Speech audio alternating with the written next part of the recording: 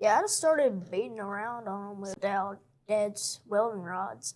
Really? Yeah, That's yeah, awesome. Did you have like some? He had some like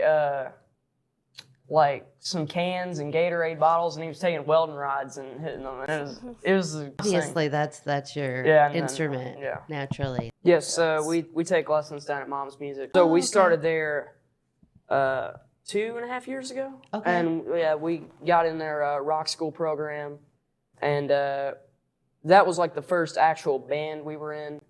So we did a couple shows with them, and then we decided we wanted to start our own band, and that's when Rockin' Cowboys started.